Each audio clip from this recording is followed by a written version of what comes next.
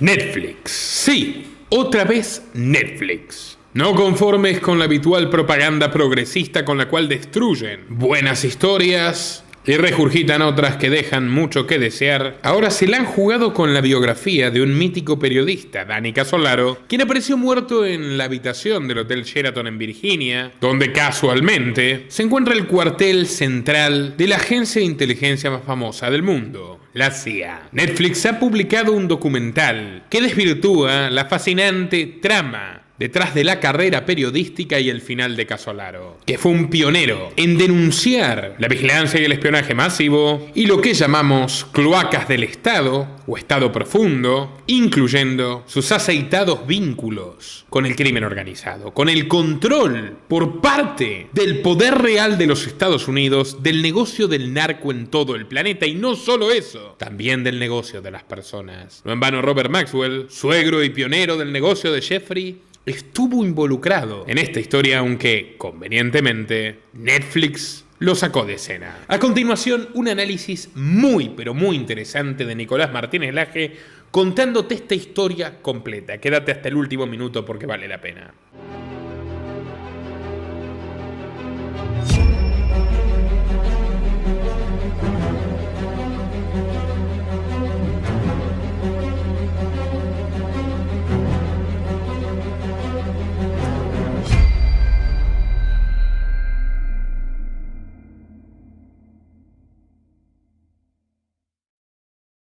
American Conspiracy, conspiración americana, los crímenes del pulpo, ¿no? De Octopus Murders. Les quiero plantear de una forma, digamos, diferente este capítulo.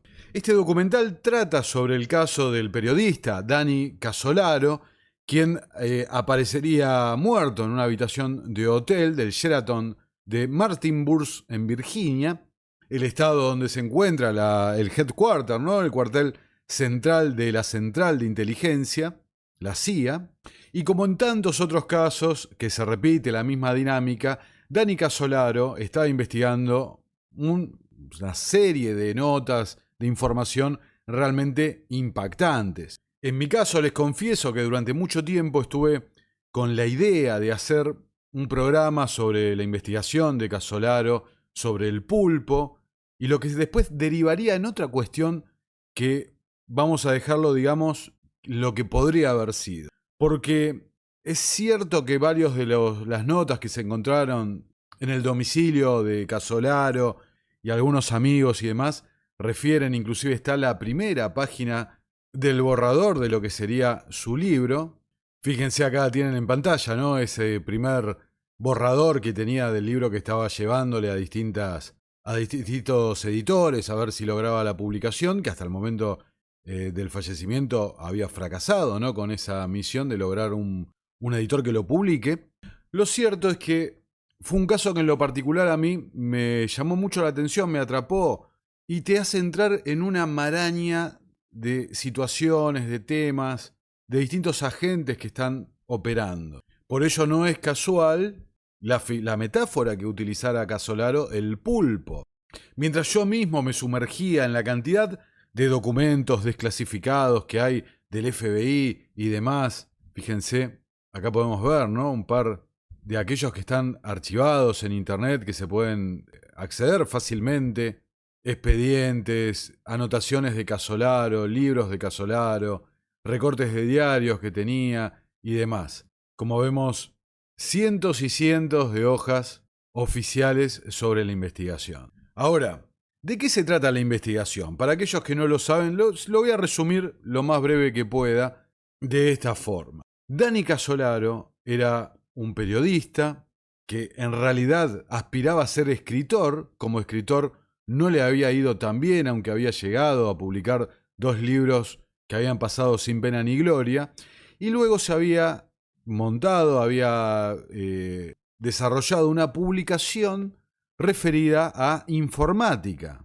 En los años 80, a computación, ¿no? En los años 80, cuando empezaba la computación a explotar, digamos, en el consumo masivo. Esa publicación especializada sobre informática le fue bastante bien, aunque todos aportan lo mismo, de que Danny era una persona a la que le encantaba la vida, le encantaba divertirse, estar con amigos, por lo que no era muy cuidadoso con el dinero. Inclusive algunos señalaban que, bueno, no estaba sacando de su publicación de informática el dinero que podría haber sacado si estuviera bien gestionado. Lo cierto que a raíz de sus contactos en esta publicación que hacía de informática, llega a el caso Inslow. Acá vemos a Bill Hamilton con su esposa Nancy, quienes eran los dueños de la compañía Inslow. Una compañía que había desarrollado un software de Big Data, lo que hoy entendemos como Big Data, procesamiento de grandísimas cantidades de datos, a pedido del Departamento de Justicia de los Estados Unidos. Este software llamado PROMIS es el antecesor del PRISM, la denuncia que harían Snowden y Assange sobre el sistema de vigilancia masivo del gobierno de los Estados Unidos sobre el mundo entero. Lo cierto que Bill Hamilton, el dueño de Inslow, de un día para el otro dejó de recibir sus pagos de parte del Departamento de Justicia y empezó a sospechar que algo andaba mal. Para más información, luego empezó a recibir llamados de algunas organizaciones alrededor del mundo pidiéndole servicio técnico sobre su software. Organizaciones a las que él no le había vendido nunca ese software. Lo que se demostró en los tribunales fue que el Departamento de Justicia de los Estados Unidos básicamente le pirateó su software, tomaron el código fuente, lo modificaron y ese software lo utilizaron para vendérselo a agencias de inteligencia de países amigos para que primero espíen a rivales geopolíticos alrededor del mundo y luego también para utilizarlo para espiar a los socios propios de la CIA y sus aliados. Esto, como pueden escuchar, constituía verdaderamente una noticia ultra explosiva. Un software que ha pagado por el Departamento de Justicia, que en teoría iba a servir para digitalizar los datos judiciales de cada uno de los estados de los Estados Unidos y luego interconectarlos para que pueda haber una averiguación de antecedentes o de causas o cualquier dato que se pueda relacionar, ¿no?, en una gigantesca base de datos. Bueno, de golpe enterarse que lo habían pirateado, lo habían modificado y todo para vendérselo a aliados potenciales para espiarlos, ¿no? Espiar a los propios socios de la inteligencia estadounidense, ciertamente es un escándalo. Para el propio Danny Casolaro, que insisto, aspiraba a ser escritor, probó con ser periodista especializado en temas de tecnología, pero vio esta oportunidad, este descubrimiento del caso Inslow, el caso PROMIS, como un medio para retomar su carrera de escritor, en este caso de periodismo de investigación. El documental de Netflix decide tomar el camino de seguir la investigación de Christian Hansen. ¿Y quién es Christian Hansen? Un periodista con un notorio parecido al propio Danny Casolaro. Una de las exparejas de Casolaro que aparece en el documental dice que lo extraño que le resulta esto, ¿no? Lo raro que sea tan notorio el parecido entre Hansen y Casolaro, pero lo describen como un periodista también sin interés por la política o la economía o ninguna de estas historias, que se ve atraído por la historia de Casolaro, la historia del pulpo, y termina siendo devorado por ella, obsesionado con seguir encontrando link tras link, conexión tras conexión, dentro de una gigantesca mega conspiración. El documental se encarga de señalar cómo los cambios que está experimentando Hansen los trata en un paralelismo con el propio Casolaro, básicamente planteando, pasan de ser personas alegres, personas sociables, a ser personas totalmente opuestas, ¿no? Personas deprimidas, antisociables, consumidas por la historia. Inclusive, haciendo hincapié en este parecido físico, y también la aparición de las mismas fuentes, las mismas personas que le otorgaban, le daban información al propio Casolaro. Todo para desentrañar este gran misterio del pulpo, que ahí como se puede ver en el gráfico más que elocuente, una absoluta conexión de miles y miles de temas diferentes. Y debo reconocerles que a mí también me pasó algo similar. Es tanta la información, las cosas desclasificadas, como mencionaba antes, que uno también termina absorbido por una catarata, una maraña de información, donde hay muchísimo que es incomprobable, hay muchísimo que son simplemente presupuestos o probabilidades, posibilidades o conexiones que a veces están un poco forzadas, hay que decirlo. Pero también, dentro de la investigación de Casolaro, había hechos muy concretos, muy demostrables, que ciertamente hielan la sangre. Como les decía, yo había querido hacer un video sobre esto y es tanta la información que terminé abrumado y dije, la verdad, creo que no puedo hacer una cosa así. Pero entonces ocurrió algo. Esta noticia que vi en NBC News. Los cárteles mexicanos de estas sustancias apuntan al último mejor lugar de los Estados Unidos. Los asociados de los cárteles han inundado Montana con esos productos y también han establecido operaciones en reservas indias donde la aplicación de la ley es escasa. Y más allá de toda la parte política o la parte difícil de comprobar de la investigación de Casolaro, incluido su dudoso final, ciertamente hay una parte que es muy clara, que es el tema de las reservas indígenas. El punto de inflexión en la investigación de Casolaro es cuando conoce a este señor, Michael Riconosciuto. Michael Riconosciuto, que ahí lo podemos ver de joven, acá en la actualidad como lo muestra el documental, ¿no? Donde tienen una entrevista el realizador y Christian Hansen con el propio Riconosciuto. Antes les decía que el software Promise había sido modificado. Quien alega haber sido el que lo modificó es Michael Riconosciuto. Michael Riconosciuto es una persona que, y esto está aprobado, hay material que documenta esto, con un coeficiente intelectual altísimo. De joven trabajaba a los 16 años en el laboratorio de un premio Nobel, una persona con una inteligencia increíble, una suerte de genio absoluto de la computación, de química y de trabajo con láseres. Michael Riconosciuto alega haber modificado él el software Promise para venderlo y cuenta que toda la operación para hacer quebrar Inslow y robarle el software Promise viene a cuenta de una devolución de favores para la campaña de Ronald Reagan con un dinero, $40 millones, que fueron transferidos a los secuestradores en Irán, ¿no? Recuerdan aquel escándalo en Irán, que después desembocaría en la sorpresa de octubre con la liberación al poco tiempo de que Reagan jura la presidencia.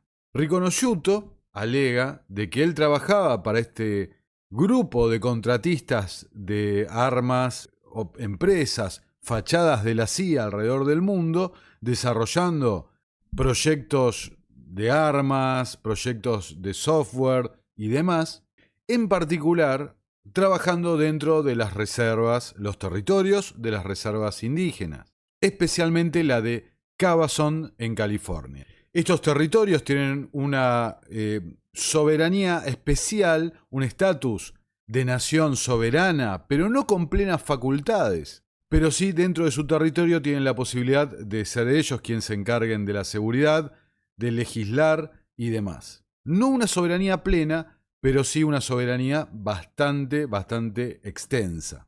Para que lo piensen de esta forma, una suerte de zona franca aduanera, zona libre de regulaciones, controles y etcétera, en el medio de la mayor superpotencia del planeta, de los Estados Unidos. Esta reserva de Cabazon fue la primera que arrancó con esta idea de los casinos, tan popular para nosotros por los medios de comunicación y las películas y demás, y con la llegada de una figura bastante oscura también, el Dr. Nichols, presumiblemente también un operativo de la CIA, inorgánico evidentemente porque no figura en los registros oficiales, pero una persona con, como muestra bien en el documental, mudanzas continuas por todo el mundo, estableciendo distintas organizaciones con estos pueblos originarios, es quien se presenta ante los jefes de la tribu de Cabazon y les plantea esto de hacer los casinos y demás, aprovechar las características especiales, legales, que tienen estos territorios. En un momento, y esto lo muestra el documental, en la década del 80, parte de la tribu empieza a cuestionar que el único que se está llenando de plata es el Dr. Nichols y la gente de Cabazon no están viendo nada y planea llevarlo a la justicia a buscar una forma de anular los contratos que tenía firmados con la tribu para desarrollar estas explotaciones comerciales. En la pesquisa de documentos para probar todo lo que estaba ocurriendo, Fred Álvarez, que era quien estaba llevando adelante este movimiento, esta denuncia, encuentra material que probaba sin ningún tipo de dudas, la utilización del territorio para pruebas con armas químicas, con armas experimentales, digamos, dentro de la reserva. A la mañana siguiente, Fred Álvarez aparece junto a sus dos mejores amigos, todos con un tiro en la cabeza, en lo que se denominó el triple crimen de Cabazon. Lo cierto, como les dije al principio, es que Danny Casolaro estaba analizando cambiar el título de su libro del pulpo, de Octopus, a indio. Presumiblemente esto no lo vamos a saber nunca, pero quizás había visto que mucha de la información que le estaba dando Riconosciuto, por más que fuera cierta, iba a ser muy difícil de ser publicada por el altísimo grado de especulación o falta de pruebas de muchas de estas cosas. Pero lo cierto es que lo que estaba pasando en la reserva de Cabazon sí podía ser probado. Al punto de esto que digo es que cuando es encontrado el cuerpo de Danny, en su habitación no son encontradas ninguna de sus notas, pero sí es encontrado doblado en su zapato izquierdo un outline, un índice del último capítulo de su libro, donde la historia concluye con Fred Álvarez. Y en ese índice existe la mención de un tal Gilberto. Es un individuo al que se lo relaciona al cartel de Cali y digamos que cierra el círculo de la utilización de estas zonas, de estas reservas, como salvoconducto para el tráfico de sustancias, armas y eventualmente también puede ser personas. Recordemos que no es la primera vez, Casolaro no es el primero que detecta y denuncia, ¿no?, o investiga la relación entre la agencia, la CIA, los servicios de inteligencia y estas operaciones clandestinas, como se dio, por ejemplo, en Vietnam, como se dio justamente con los Contras en Nicaragua, o inclusive el caso de cómo de Colombia a Arkansas se movían sustancias a través de pilotos vinculados al Departamento de Estado. Son muchísimos los casos como estos que se implican los servicios de inteligencia que por sus características, y lo hemos cubierto en otro video, son ideales para esto. Presupuestos totalmente oscuros, operaciones fuera de los márgenes normales de la legislación, de la ley, y operaciones a lo largo y a lo ancho del mundo. Lo cierto es que Michael Riconosciuto le aportó un montón de información a Casolaro, información que lo hizo llegar a un personaje muy, ¿no? Algunos lo mencionan en la investigación como un Jason Bourne de la realidad, ¿no? Un tal Robert Booth Nichols.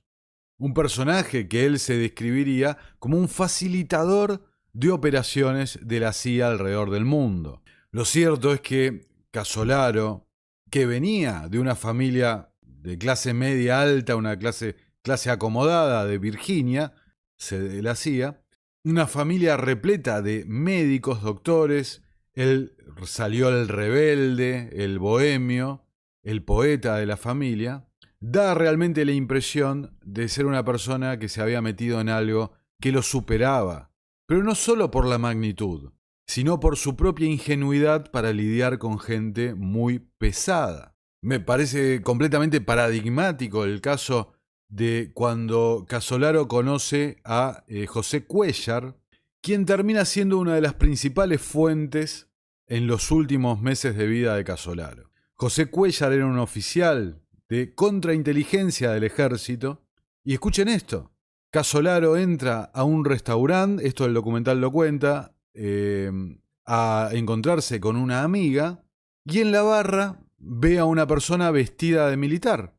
Empieza a charlar con esta persona vestida de militar, este señor Cuéllar, quien le pregunta a Casolaro, ¿qué estás haciendo? ¿A qué te dedicas? Soy periodista y estoy investigando el caso de Inslow.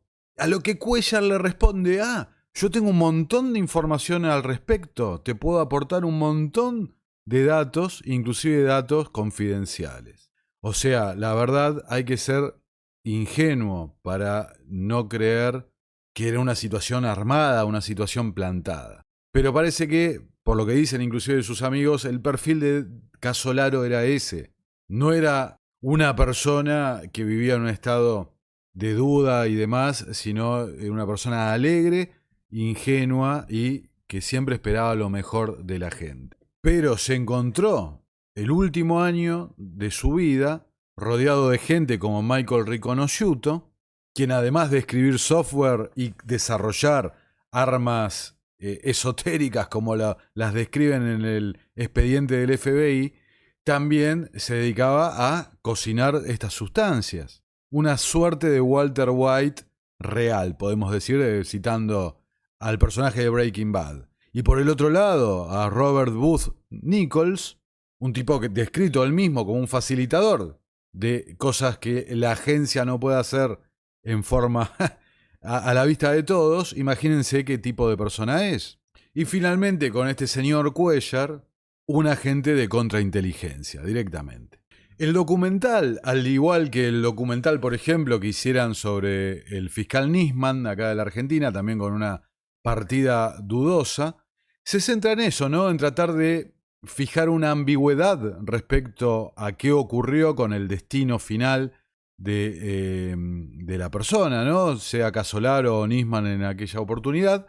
Y por el otro lado, plantear la investigación que estaba realizando, primero como una conspiración, con algunas cosas que podían llegar a ser ciertas, otras cosas que no, las cosas que podían llegar a ser ciertas, siempre vinculándolas a personajes corruptos y no involucrando al Estado ni al gobierno, o sea, no pintándolo como un sistema propio que se permita a través de estos organismos de inteligencia y las legislaciones.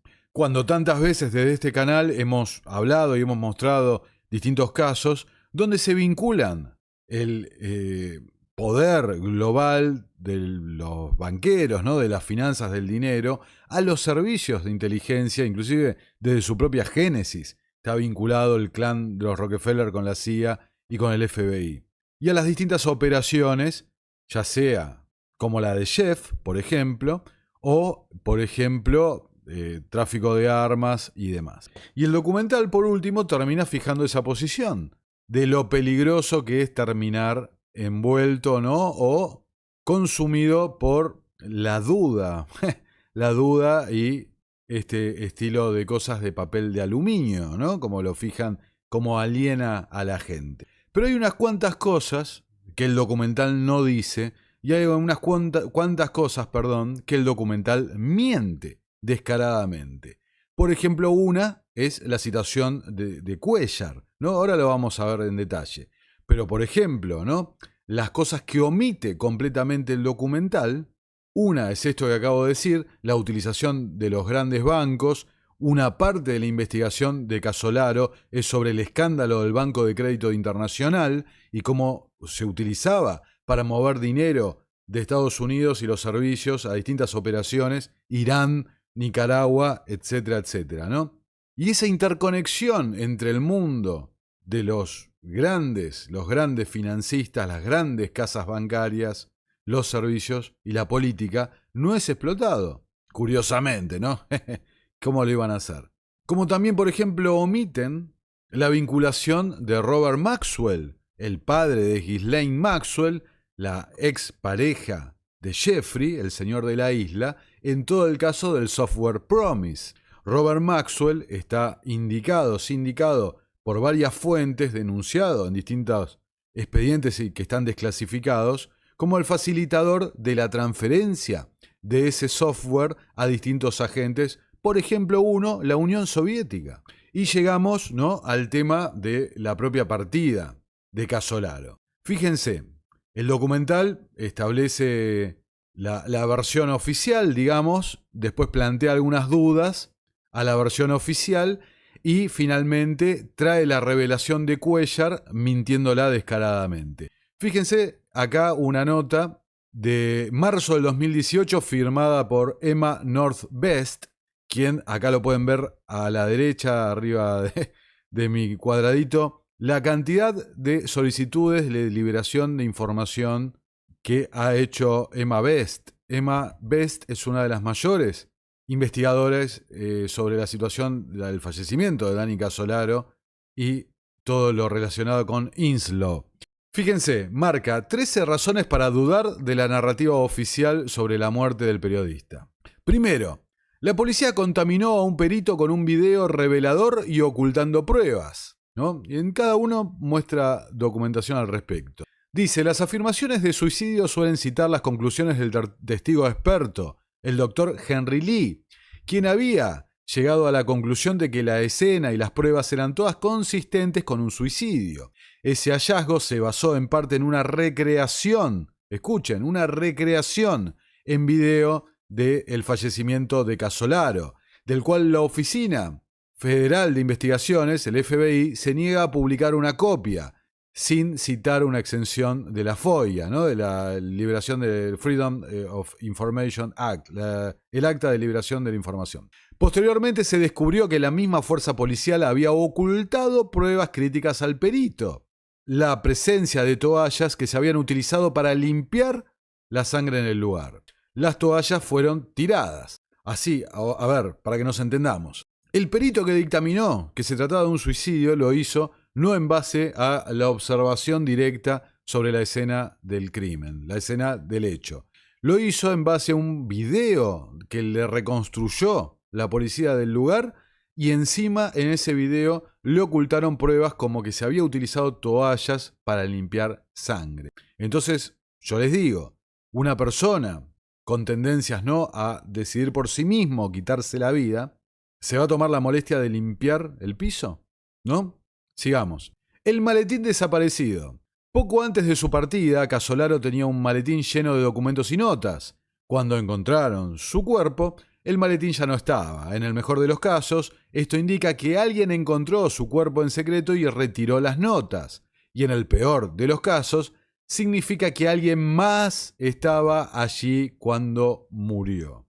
Este es un punto que el documental saca, que miente descaradamente, ya lo vamos a ver, que es que probablemente sea Joseph Cuéllar quien estuviera en la habitación de Casolaro. El reporte BUA, que es el encargado del Departamento de Justicia para hacer un informe sobre lo que ocurrió, mintió sobre la existencia de un testigo. El informe BUA, que desestimó la muerte de Casolaro como un suicidio, no solo no reveló a uno de los testigos que vio el maletín justo antes de la muerte de Casolaro, sino que afirmó falsamente que la policía encontró solo a una persona que pensó que había visto el maletín. O sea, decían que un solo testigo había visto el maletín, pero en realidad fueron dos. A un testigo lo ocultaron, mintieron ocultando el testimonio. Que ahí está la captura de pantalla, ¿no? El facsímil de la declaración. Una revisión de las notas policiales manuscritas demuestra que esto es falso, ya que un segundo testigo afirmó muy claramente que vio sin duda un maletín lleno de papeles poco antes de que Casolaro muriera. Estas declaraciones fueron bloqueadas, ¿no?, selladas por el Departamento de Justicia. El informe BUA también mintió sobre un testigo que escuchó amenazas. Mintió con respecto a cuándo y con qué frecuencia un testigo escuchó estas amenazas contra Casolaro. Que agrego, Casolaro le había dicho a su familia, si me pasa algo, no es un accidente, no lo crean. Y cantidad de sus amigos hablaban de esto, de las amenazas que estaba recibiendo continuamente. El FBI mintió al Congreso. A ver, todo esto no está en el documental. El FBI presionó a los agentes para que concluyeran que era un suicidio. Más de la mitad de los agentes del FBI que investigaron la muerte de Casolaro cuestionaron la conclusión de que se trataba de un suicidio y recomendaron una mayor investigación, a pesar de ser conscientes de que esto era una amenaza para sus carreras. Acá tengo que agregar que el FBI, ya lo vamos a ver seguramente, mintió también respecto a si estaban investigando a Casolaro en el momento de su muerte o no. Pero una cosa increíble, el agente Thomas Gates del FBI, que estaba asignado al caso, se acercó a Casolaro para advertirle sobre Robert Booth Nichols, del peligro que constituía para Casolaro tratar con ese individuo. El 90% del archivo del FBI ha desaparecido. El FBI y el Departamento de Justicia no parecen ponerse de acuerdo sobre el estado del expediente de Casolaro y el Departamento de Justicia afirma que más del 90% ha desaparecido. Así como lo escuchan, calculan que alrededor de 1000 páginas. Ahora, el principal sospechoso amenazó a Casolaro. Estamos hablando de Joseph Cuellar, que ya lo mencionamos antes. Según su exnovia, el principal sospechoso de la muerte de Casolaro, Joseph Cuellar, había amenazado previamente a Casolaro. El Departamento de Justicia también ignoró las coartadas contradictorias del principal sospechoso. Cuellar, que esto sí lo muestra el documental, declaró en un momento que él se encontraba en Washington, al momento del fallecimiento de Casolaro, a 1 hora y media de distancia, y en otra entrevista declaró que estaba en Panamá. ¡Panamá! A ver, ¿cómo podés tener coartadas tan contradictorias y que pase como algo desapercibido? Acá el punto 10 es ese, ¿no? Justamente la coartada final, que es que estaba en Washington, en realidad no es coartada porque estaba 1 hora y media de viaje. Tranquilamente podría haberse desplazado. El FBI dijo que la policía local no cooperaba. Se refirió a la resistencia casi total por parte de la policía y la fiscalía de Martinsburg para la investigación, señalando que había poderes más altos, presumiblemente el Departamento de Justicia, podemos especular, quien bloqueaba la investigación. En el mismo orden, el FBI dijo que el Departamento de Justicia no cooperó y retuvo el informe BUA sin redactar, ¿no? Sin esas líneas donde se tacha lo que se quiere censurar. Un grupo de trabajo del FBI solicitó una copia del informe BUA sin censura y el Departamento de Justicia se negó a su acceso, incluida la información más relevante para la investigación, sin haber proporcionado ningún tipo de explicación. 13. Hubo intervenciones telefónicas no denunciadas. Las exenciones citadas por retener materiales implican que hubo una escucha telefónica no revelada en la investigación de Casolaro. En resumen, dice la nota, la investigación fue incompleta y se ocultaron pruebas y se fabricaron pruebas. El FBI estuvo bajo presión para concluir que se trataba de un suicidio, pero aún así lo cuestionó. Tanto la policía como el Departamento de Justicia no cooperaron. Se dijeron múltiples mentiras. El principal sospechoso mintió sobre su coartada y al final no tiene ninguna que se sostenga. ¿Qué le sucedió exactamente a Casolaro sigue siendo un misterio? Pero hay más de una docena de razones por las cuales la investigación oficial y la explicación resultante no responden ni pueden responder las preguntas sobre su suicidio. Ahora, dije en repetidas ocasiones que el documental miente flagrantemente con el tema de Cuellar. Básicamente plantean que ellos son los que hacen un pedido de liberación de información y que obtienen de la policía de Martinsburg, después de numerosos pedidos, acceso a el archivo que tiene la policía sobre el caso y que ahí en el archivo encuentran un testimonio de la persona que se hospedaba en la habitación de al lado de Casolaro, donde informa que vio a una persona entrar a la habitación a la noche y realizan un identikit de esa persona con un parecido notable a Joseph Cuellar. ¿Por qué mienten flagrantemente? Porque esa información de que Cuellar podría ser la persona que fue identificada ya se sabía desde el año 2018. Documentos desclasificados ponen en duda la narrativa oficial de Washington sobre la muerte de Dani Casolaro. Bueno, ¿de qué se trataba? A ver, vamos a ver. Dice, Hamilton, el dueño de Inslow, se pregunta si Cuellar era el hombre que una criada anónima, una mucama, del Sheraton, del hotel donde ocurrió todo esto, le dijo a la policía de Martinburg que vio salir de la habitación de Casolaro la mañana de su partida el 10 de agosto. El hombre misterioso fue mencionado en una reunión entre Bill y Nancy Hamilton y los abogados de Inslow, con el fiscal federal adjunto, Stephen Zipperstein, y el agente especial del FBI, Scott Erskine, en marzo de 1994. Charles Work, abogado de Inslow, siguió el tema en una carta el 14 de marzo dirigida al fiscal adjunto John Dwyer. Consideramos significativa la confirmación del agente especial Erskine durante la reunión de que una criada de Sheraton Inn de Martinburg, Virginia Occidental, había visto a un hombre salir de la habitación del hotel del señor Casolaro la mañana de la muerte. Según el agente especial Erskine, la policía local tomó declaración a la empleada del hotel en la que ella dio una descripción como testigo ocular del hombre que vio salir de la habitación. Un hombre de unos 30 años con excelente bronceado que vestía una camiseta a la moda, pantalones oscuros y náuticos. Pero lo cierto es que Casolaro le había dicho a todos sus conocidos que se estaba dirigiendo a Martinsburg para entrevistar a la fuente que le iba a dar la documentación que cerraba la investigación y confirmaba todo este gran, monumental trabajo de investigación.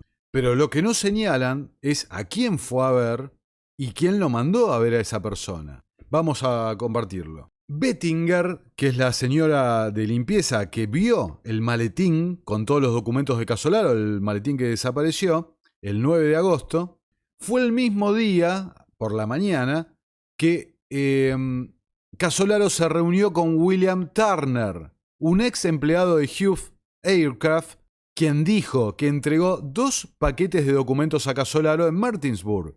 Turner había estado guardando los documentos a buen recaudo para Casolaro, y en una declaración jurada, Turner explicó que Casolaro planeaba intercambiar información con su fuente para obtener más información sobre Inslow.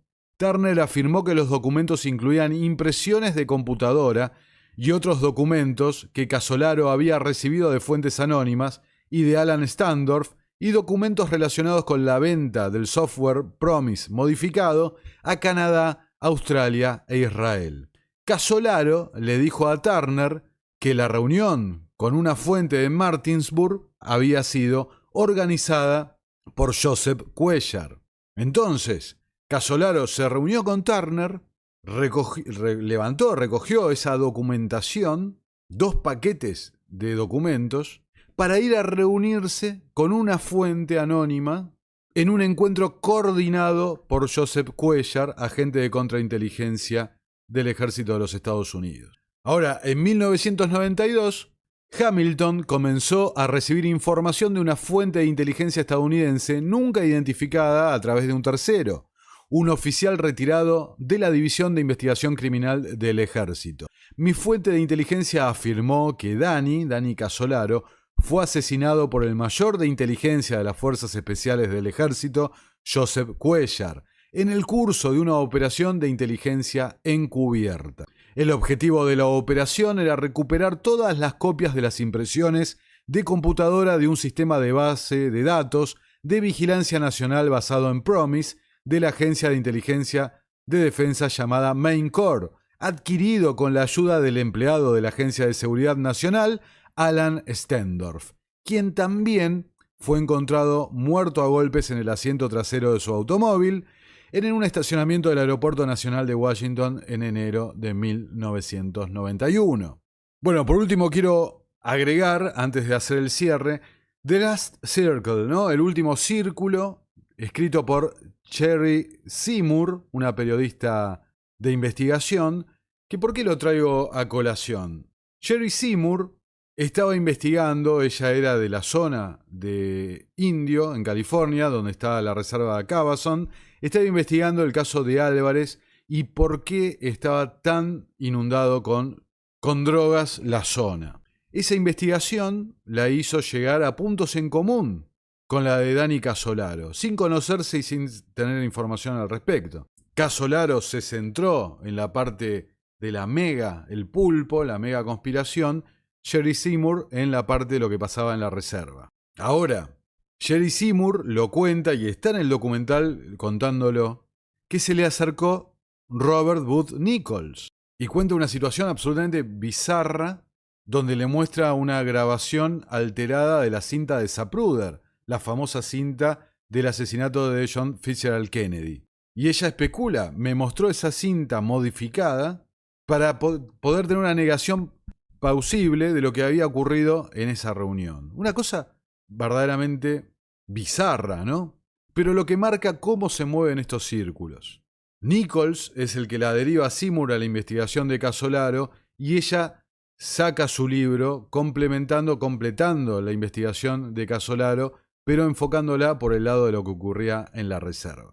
Lo cierto que documentales como este, American Conspiracy, El Pulpo, The Octopus Murders, que saca Netflix, puede que le traiga a mucha gente, al gran público, este caso, ¿no? Pero planteándolo todo de un escepticismo y un desdén, digamos, por meterse a cuestionar o investigar el gobierno. Y como dije antes, dejando fuera de cualquier cuestión que el gobierno mismo puede ser el que está detrás de esto, o inclusive una conclusión aún peor, que nada es lo que parece. Como dice Booth Nichols en el documental este. Nada es lo que parece, porque quizás lo que vos creés que es el gobierno en realidad es una fachada que esconde otros factores de poder que encima son aquellos que manejan el crimen organizado alrededor del mundo. Lo cierto es que este documental omite completamente un detalle que, a mi entender, es una pieza absolutamente clave de toda esta cuestión.